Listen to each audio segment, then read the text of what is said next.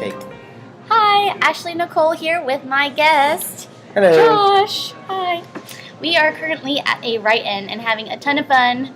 We're mostly doing talking, Not writing. a lot of writing. Not a lot of writing. He forgot his laptop. This is my friend Josh, and I convinced him to come to a write-in, and I got him to do NaNoWriMo. We are on week number 2 for the Write Club, and this is for Tuesday, but it's currently Thursday. We're doing it early. Yay for us! Creating a character using someone you know. Josh here is in both of my books. I'm just that awesome. He is. So I used Josh as my character. I asked him if he wanted to be a character in my book. And so I didn't use his name. I used part of his name as Part. Yeah. And Wait, which part? your last name. Oh, that's right. That's what you told me you wanted your last name in there. Well, So he told me what he wanted his character to look like and what he wanted his character's name to be, and I made him a part of my book. And he's actually a really big part of my first book. So yeah, it's pretty awesome. Also, another thing you can do is use a totally random person that you don't know. If you don't have any ideas for a character, go out and do people watching. And when you see somebody who looks interesting, think of a name that you think that their name probably is. Go to and Walmart. then give them a personality. Walmart, okay. It's a good place. And then something random. Another way you can create a character is do something totally random that you don't think anyone would look like having a banana scar on their cheek or something. What kind of characters you need? You need a main character, obviously.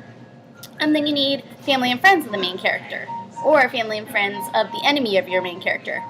And then you also need dynamic and static characters. You need characters that are going to change from the beginning of the story to how they are at the end of the story. And other characters, you need characters who are always the same throughout, a constant.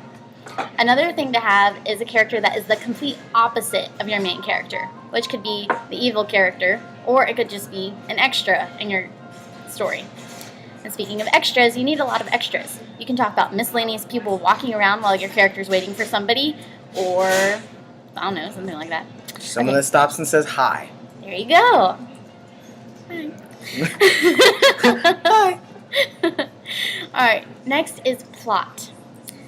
You obviously need a setting for your plot, so time and place. This can be a place that you make up, or it can be a combination of a place that you know is real.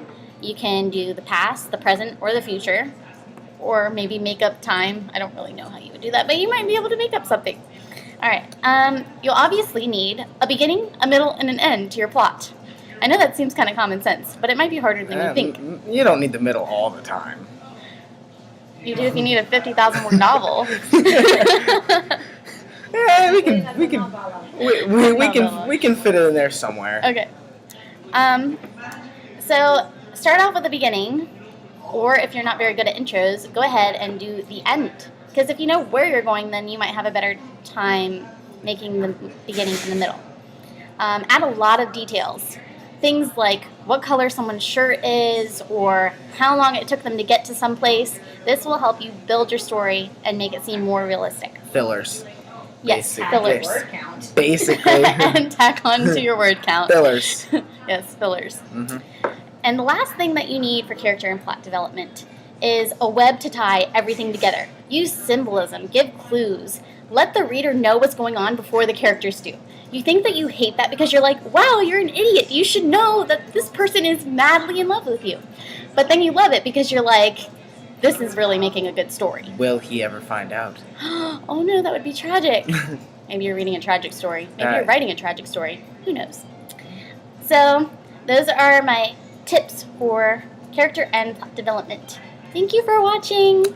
Bye. Bye. And my word count for today, since I forgot to add it onto my video, was 14,618. Bye.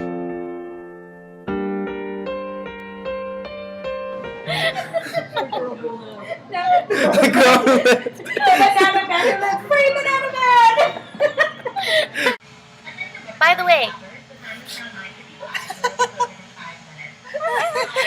You should make this, I know, right? you should make this like a outtake.